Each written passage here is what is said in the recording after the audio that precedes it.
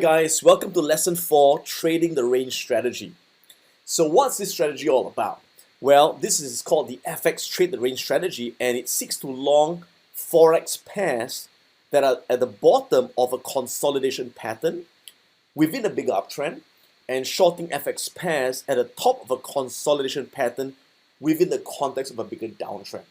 So let me just explain that in parts, right? So first and foremost, we know that currency prices move in uptrends, downtrends, and consolidations. In other words, they move sideways in a range with a very clear level of support and resistance at times, and that's when we can profit from this range-bound movement of the currency pair.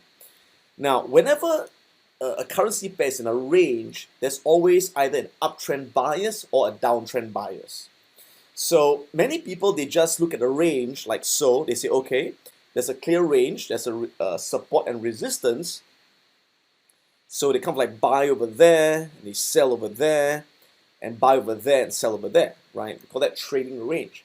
And you could do that. But I tend to be more strict on this strategy to only take really high probability trades. So I'm going to explain what I mean by that. First of all, let me show you the first example. And the first example is one where the price is initially on an uptrend, right? So the price is trending up like so.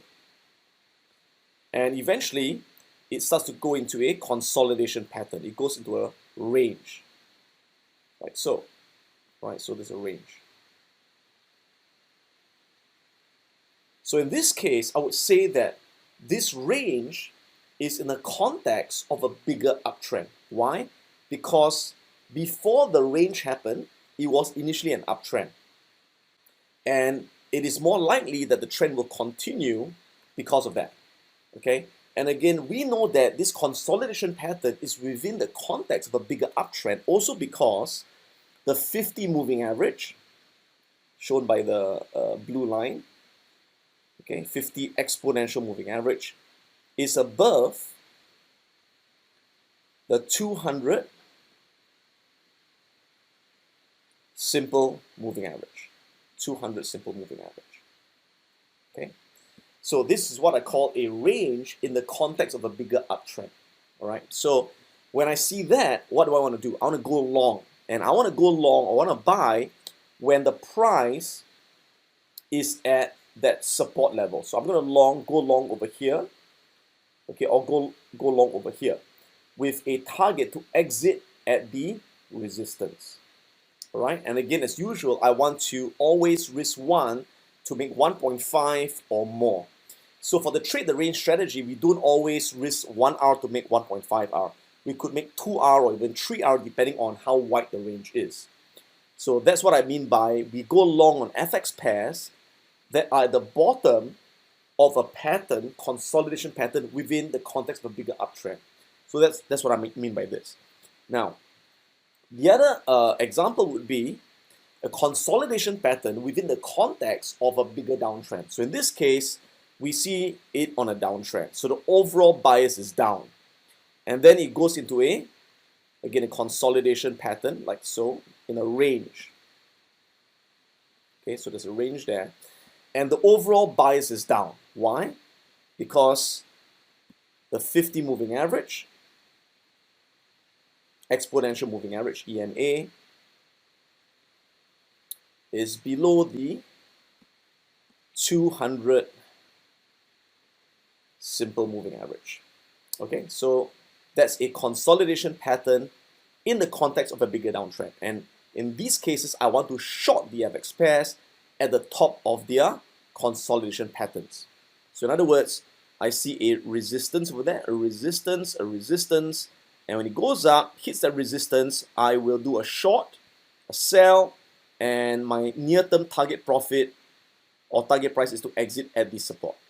So again, I'm going to risk 1 to make 1.5 hour or 2 hour or more.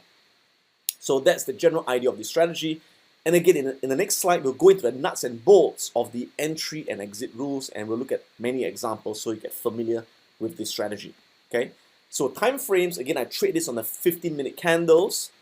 Frequency, anything from 10 to 15 potential trades a month. Average win rate 50 to 60%. Risk to return ratio on average risking 1 hour to make 1.5 hour. Of course, and again, there are times when we may get a 2 hour or 3 hour depending on how wide that range is. This works on all FX pairs, and again, use brokers with very tight spreads of ideally 1 to 2 pips a maximum.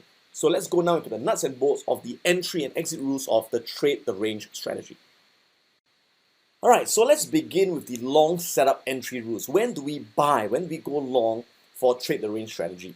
Well, the first thing is we have to see a range, okay? We want to see one of the FX pairs in a consolidation pattern or range. And again, how do you define a range? A range is defined when the price is going sideways, when it's making kind of like the same highs and the same lows. Alright, so let me just draw it for you. So we want to see something like that, right? Price going up, coming down, going up, coming down, going up, coming down. There we go. Right. So the price goes up, makes a high, makes another high, another high. So it's making same highs, right? Same highs. Same highs, same highs, same highs. Again, it doesn't have to be exact. It's not like a brick wall, it's kind of like a fence. So sometimes it may go slightly outside. It may be, sometimes even slightly short. Okay? So always remember that this is known as a resistance level, and it's not a line per se, it's kind of like a zone, right? So always bear in mind it's kind of like a zone. So this resistance tells us that there are very strong sellers that are waiting there to sell to push the price back down again. Yeah?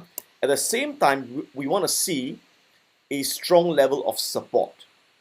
Okay, so the price goes down, goes to a certain level, and goes back up again, and goes back up again. So we're going to see same lows and same highs, all right, in a very clear range pattern. Now, ideally, we want to see the resistance and the support being tested at least 3 times each, right? So it goes up, test 1, test 2, and test 3. Again, goes down, hits the support, test 1, test 2, and again, test 3. We're going to see at least 3 tests for it to be a reliable consolidation pattern. Okay. Now, the second rule is that we want the 50 moving average, exponential moving average, to be above the 200 simple moving average. This gives us an uptrend bias in the consolidation pattern. So in other words, we want to see kind of like the 50 moving average, like so, 50 EMA, okay, above the 200 moving average.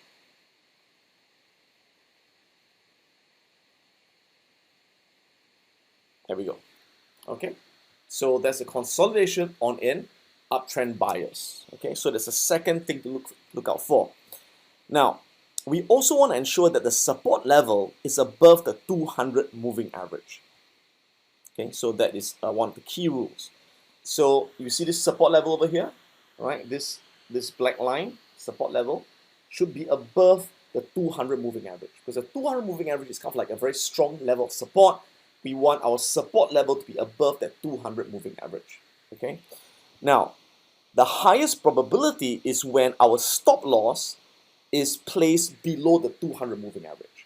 Now, it is not a must. It is not a must, but it is a good to have. In other words, for example, if the price is bouncing off here, all right, bouncing there, I'm going to put a buy there, right? I'm going to buy over there, and I'm going to put my stop loss here.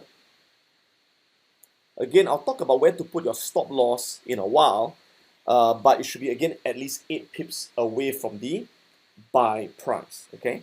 So in this case, you can see the stop loss is below the 200 moving average, which is the safest point it can ever be. Because again, the 200 moving average acts as a strong support on an uptrend bias. So when it hits the 200, it's going to protect it from hitting your stop loss. And again, this is not a must, but it's a good to have. And oftentimes when I see that, I tend to like taking these particular trades, right? But of course, the stop loss can be above the 200 moving average as well. I won't blame you for taking that. That is still a valid trade, all right, guys? Next, so again, we're looking at this from the 15-minute candle time frame. As in all my other strategies, I also take a look at the hourly time frame, right? The H1 candles, to ensure that on the hourly time frame, it is also on a clear uptrend. Now again, on the hourly time frame, it doesn't have to be in a consolidation, but it's got to be on a clear uptrend. So again, how do I define that? I define that by ensuring that on the H1 candles, the price of the candles on hourly is above the 50 exponential moving average, and the 50 is above the 200 simple moving average. All right, so these are the setup rules for going long for this trade setup. So where do we place our buy, our stop loss, and our target price? All right, so once I see that specific setup, I would then get ready to put my buy limit order. Okay. Now, bear in mind that for this strategy, it's different from the impulse pullback and impulse pin bar strategy. For those strategies, I use a buy stop order. Right? Recall, a buy stop order means you're buying higher than the current market price. Right? But for this strategy, I'm using a buy limit order. A buy limit order means you're buying below the current market price. You want to buy at a lower price than the current market. So I tend to use that for this strategy because I have a lot of confidence in that level of support that I put my buy limit order at that support level. All right. So in other words, once I see that the price is hitting support, right? And say it is going for another round, it goes up, okay, and it comes down, and I see that it's going to hit the support level, right? So the support level is, say, here at this point. So what I do is I put my, let me just rub this away, make it a bit clearer. Okay.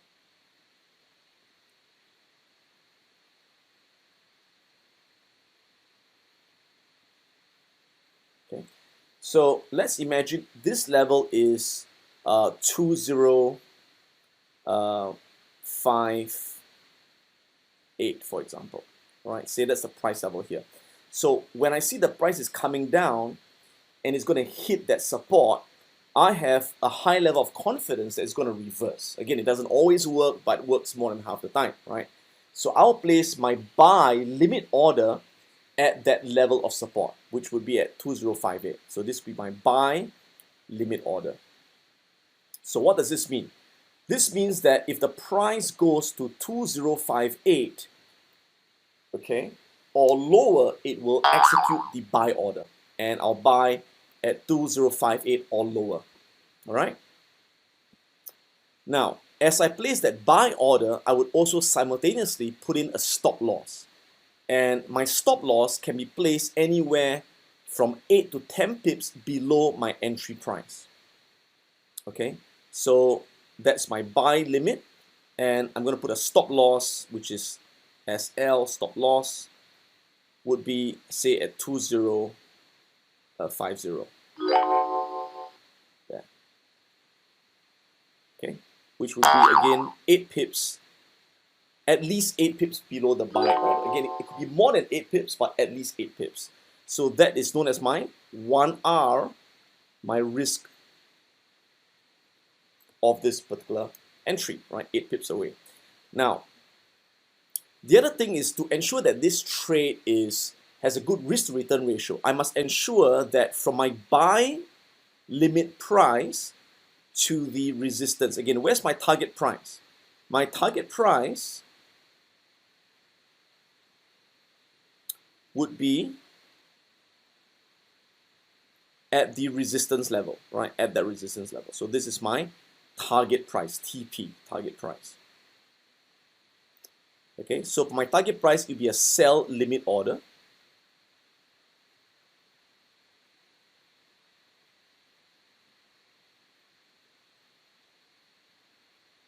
Okay, and it must be below that resistance level. It doesn't have to be exactly at that resistance level. It could be slightly below that, but not above that. Okay, it's got to be below or at that level, right? So I got to ensure that from my entry price to the target price, I can reach at least 1.5R to make it worth my while. Okay, if I can't get at least 1.5 R, I will not take the trade. The risk to return ratio, it is not favorable. Of course, if I can risk 1 R to make 2 R or 3 R, then that's an even better trade. So minimum is 1.5 R when I'm taking this trade. Okay. Now, like I said, if I can get the stop loss below the 200 moving average, and I may even stretch my stop loss to more than 8 pips, like could be 10 pips away just to get below that 200 moving average. But if it is not above the 200 moving average, it is still a valid trade. I'm just saying ideally below the 200 moving average would be one of higher probability. Okay. So before taking the trade, also check Forex Factory on the major news events that are being released on that day. And as like most of my other strategies, ensure that there's no major news release within the next 10 candles or the next 150 minutes or roughly 2.5 hours. Okay? And there's also no significant resistance levels within 1 hour of the entry price. In other words, when you enter the trade, you want to ensure you can get at least 1.5 hour to the target price, and there's nothing in between that could impede the price movement. So let's take a look at specific examples of this long setup. Okay, so this one you can see the price was in a range, okay, and you can see a resistance over here. There we go. There's a resistance, right? So tested once, twice, 3 times. So you just have to ensure it's been tested at least 3 times to show a clear resistance level. You can see there was a support here, right? Support, support, support. So it tested once, twice, 3 times, 4 times. So multiple times. So that is a very strong support and resistance. That's a very clear range. So remember, that's our first condition, right? Same highs, same lows. 3 times, 3 times. Next, is it an uptrend bias? So again, there's an uptrend bias in this case because the 50 moving average, right, is above the 200 moving average. So the trend bias is up. We're going to go long when we see the price coming down to the support level, all right? So in this case, you can see that the entry was actually here, and this support was tested many times. Okay, now could you have entered here? Yes, you could. Could you have entered here? Yes, you could. You could have entered there as well. So you can see that when the currency is in a very clear range, you can actually play it many times. You could buy, sell, buy, sell, buy, sell. You could trade that same range multiple times, like wash, rinse, and continue the process. Okay, but for this particular currency pair, I only entered at this point because I didn't happen to see it previously. I was busy doing something else. But if I had seen it previously, I would have entered here and here and here, but I didn't. All right, I entered only there and got one winning trade. I'm pretty happy for that day. Okay, so what happened was I saw the price going up, okay, and it was coming down, and I said, okay, there's a strong support over here. Okay, strong support over here. So I was pretty confident that it was going to bounce. So what did I do? I placed my buy limit order at 7779, which was at that support level. So if the price goes to 7779 or below, it would buy, it would fill that order. Okay. Now, so that's my buy order over there. And again, sometimes it may not reach the buy order and it may go up. Right? If that happens, then well, just cancel the trade. Okay. So it doesn't always reach your support level. Okay. Now, at the same time, I placed a stop loss 8 pips below my entry price. So my entry price at 7779, 8 pips below will be 7779 minus 8 will be 7771. Okay, and just nicely, that support, that stop loss of mine is below the 200 moving average. So I know I've got a very strong support protecting my stop loss. So that again, that's ideal. Okay, so this distance is my 1R, which is 8 pips. Where's my profit target? My profit target would be at the resistance level or slightly below that, okay, but not above that, okay? And my resistance in this case, or rather my target price was 7792. Okay, so that was 13 pips. So I'm risking 8 to make 13. That is more than 1.5 R actually. So it's 1.5 R. And so that was a good trade setup. So what happened was the price went down and you can see it hit 7779. So I bought it at that price. And what happened? It went lower, all right? So initially panicked a bit, said okay. But can you see it hit the 200 moving average? Can you see that? Very strong. And then it went up, boom, hit my target price, and it was a winning trade, right? So this was one example of trading a range going long on an uptrend bias. Now, some of you may be asking, Adam, could I have gotten short here? Could I have shorted here? Could I have shorted here? I wouldn't. Because although it's a range and you can say buy there, sell there, buy here, I wouldn't. Because it's an uptrend bias, I tend to want to avoid going against the trend going up. And you can see that if you had shorted here and shorted here, yes, you could have made money. But again, that's in hindsight, all right? Now, imagine if you had tried it here. You say, okay, it's going up, right? I'm going to short it, right? I'm going to place my sell order there and boom, it breaks through and boom, you're losing money, right? And that's why I will not short it, even though it's a consolidation, when it's on an uptrend bias. On an uptrend bias, I only want to buy at support. I do not want to sell at resistance to initiate a trade. But I would sell to take my profit though, all right? Great, let's take a look at another example. This was dollar yen on the 4th of October. And again, I noticed a consolidation pattern here. All right, you can see a clear consolidation. It's moving sideways. And let's see if it meets our entry rules.